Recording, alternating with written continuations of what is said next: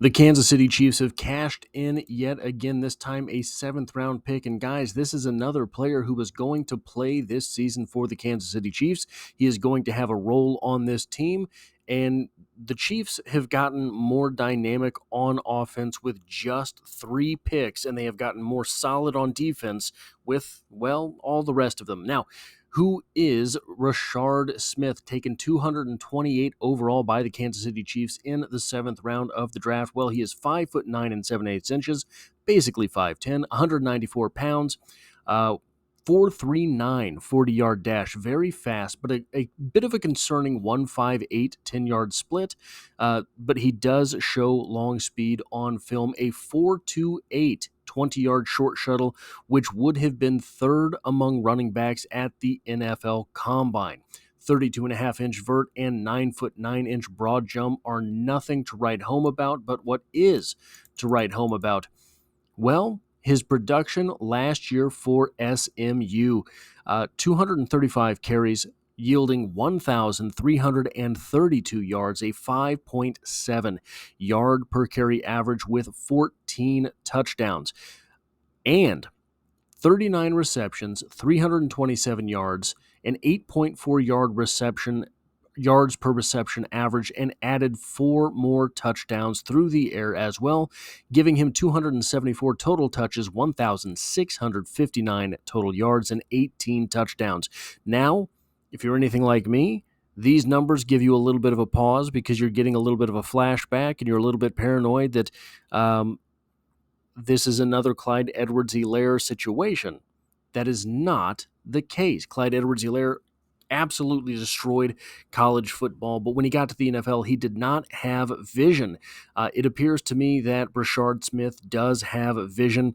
He might be a little bit undersized at 194 pounds, but he's got the frame to add some muscle onto that. I think he'll probably get to the 200 mark in the NFL. He was a 3-star. Now, those 327 receiving yards last season give him 1,097 receiving yards in his college career. He added 8 receiving touchdowns during his time in college. This might seem a bit excessive for a running back. Well, that's because he was a 3-star wide receiver coming out of high school who committed to Florida before flipping to Miami. Now, does that sound like a 3-star wide receiver to you? Your run-of-the-mill 3-star wide receiver committed to Florida before deciding, you know what, I'd rather go to Miami. It does not. He is a guy who has always had some talent.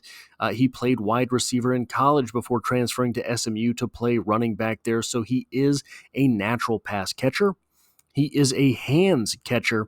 He is a good route runner for a running back, and he is able to catch the ball in stride. When you're a running back able to catch the ball in stride, and it's a linebacker, for example, that's covering you, well, guys, that gives you a huge advantage to be able to turn the corner and get upfield, and Brashard Smith is going to be able to do that in the NFL. Now, the one thing that is obviously a concern when you're talking about bringing in a 194-pound running back is you worry about his power and tackle breaking ability in the NFL, but honestly, no one really breaks all that many tackles in the NFL.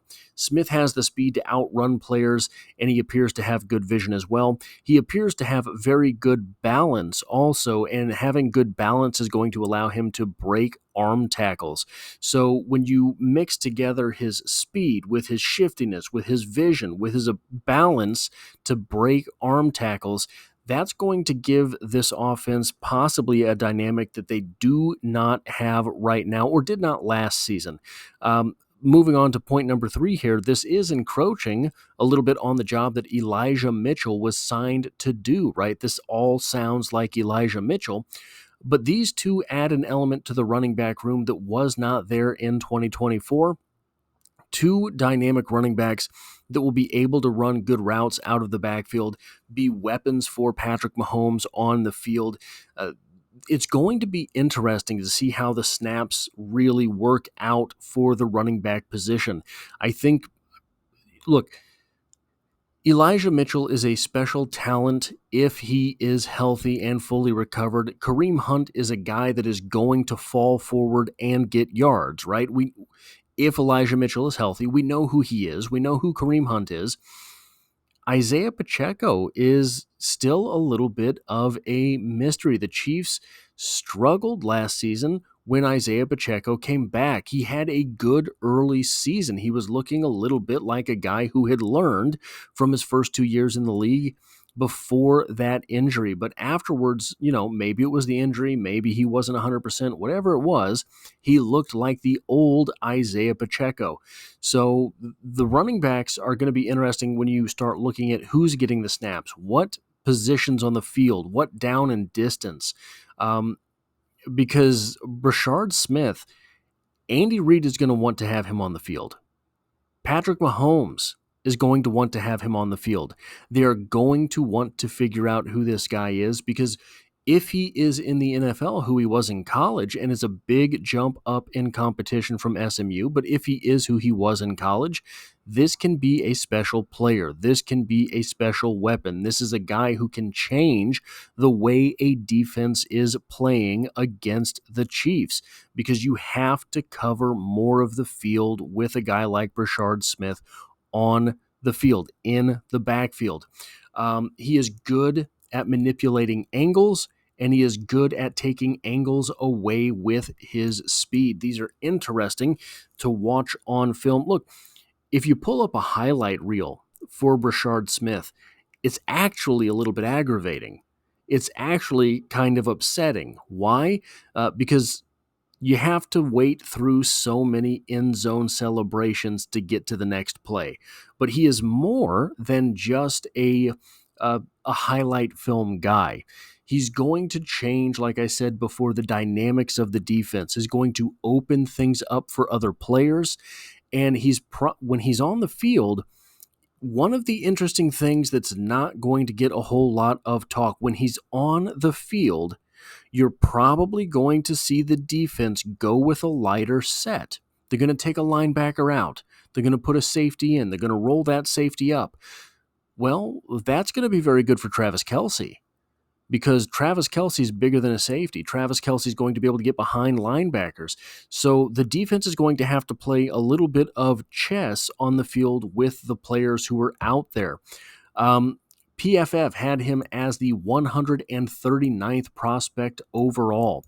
ESPN had him as the 153rd prospect overall. NFL.com had him as the 169th prospect overall. That's, a 30, basically a one-round split there, but it's all kind of in that middle of the round. Maybe he's a fourth rounder, maybe he's a fifth rounder, but you're all of those projections are right there. The Chiefs are getting him in the seventh round, getting another player who is going to contribute as a rookie. It looks to me like this is 7 guys who are going to see the field for the Chiefs as rookies. So for a team that has gone to 3 consecutive Super Bowls, been to 5 of the last 6, gotten 3 rings, to still be able to bring in this type of talent is pretty incredible. Now, this is a graphic from PFF. He forced 52 missed tackles last season, had 775 yards after contact, had 21 carries of 15-plus yards, and 1.9 yards per route run. A lot of times you see running backs that are right at the line of scrimmage, and had 2 drops. So these are numbers that are good numbers. They are promising for his transition to the NFL.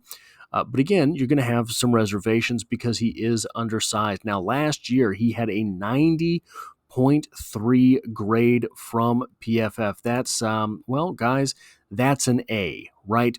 Playing in 14 games, 232 attempts, 1,326 yards there, it says. 41 receptions on 51 targets. That's good stuff. The PFF comparison for him is Nyheim Hines. I misspelled Hines. That is an Hines. But these are, again, promising numbers.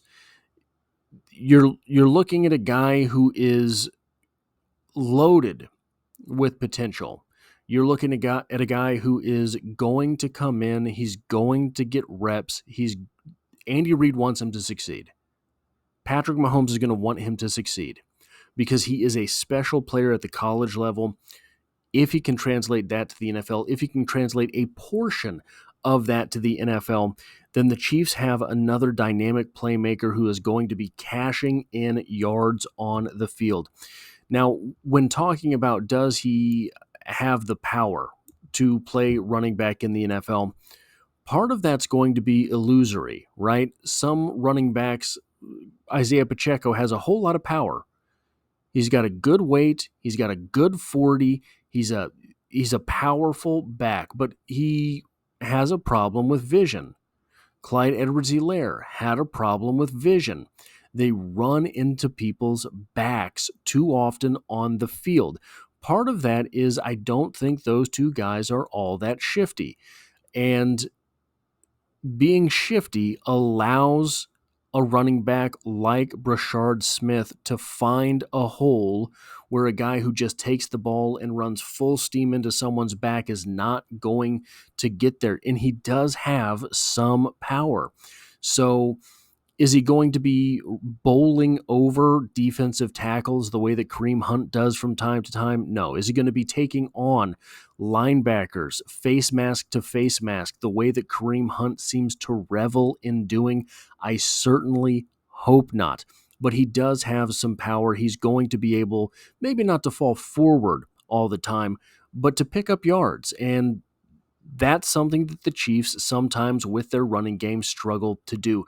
Again, the Chiefs, talking about struggling in the running game, the Chiefs have struggled to pick up yards in chunks in the running game for quite some time now. And Brashard Smith is the type of guy that if he is able to translate to the NFL is going to be able to change that. He's going to have chunk runs. He's going to break off a 20-yarder. He's going to break off a 50-yard touchdown run once in a while. The Chiefs haven't had a receiving threat like this since Kareem Hunt was. Kareem Hunt's not fast, but somehow he was just kind of uncatchable when he was catching the ball out of the backfield. Remember, he would just catch the ball and run forward and no one could catch him, despite the fact that he ran like was it a 4.6 40? Is that what Kareem Hunt had? Whatever it was, he seemed absolutely unbeatable out of the backfield, and this is the type of running back that can return that danger to this offense. End of the day, he's going to make the roster. The Chiefs got a 7th-round pick that's going to make the roster. He is going to get carries. He is going to have receptions. And when you're the Kansas City Chiefs and you're able to pick that up in the 7th round, that's incredible. He's going to get looks in the return game. Brett Veach talked about how important it's going to be to find a guy who can return kicks because the kickoff rules are being tweaked once again, right? So things are going to get opened up a little bit more, probably on average a couple times per game. And having a guy like Brashard Smith, if he's the kick returner for the Chiefs, he does have very good straight line speed and he does have tackle breaking ability, definitely arm tackle breaking ability. So this is a guy with 4.39 speed that could end up being a threat back there. And it's a guy that you're putting into a position group with 3 other guys that have started in the NFL in Elijah Mitchell, Kareem Hunt, and Isaiah Pacheco. So you don't have to have him available all the time in the running game, right? So he's going to be able to pick up some experience, some reps. He's going to be able to contribute to the team on a week-by-week basis, perhaps as a kick returner, and that could help him ease into the NFL. Now, again, guys, this has been, in my opinion, an incredible draft for the Kansas City Chiefs. They have gotten value in a lot of places in this draft. Even if I wasn't all that high on someone like Omar Norman-Lott, I can see what they're doing with that pick. They're trying to get to the quarterback. Ashton Gelati trying to get to the quarterback. On offense, you're trying to add speed. You're trying to bring the floor up. Jalen Royals and Brashard Smith are both guys who are going to bring the floor up at their respective position groups. And obviously, Josh Simmons is a guy that can be an elite left tackle if he is fully recovered. So Both sides of the ball in this draft have gotten better, and that's all I have for this video. If you like or appreciate this sort of thing, hitting a like button really does help me out, as it tells YouTube to share this video with other Kansas City Chiefs fans. If you find yourself here by chance but not design, the Chiefs are the only thing I talk about on the channel, dropping multiple videos every single week. And as always, I hope to have you back for the next one.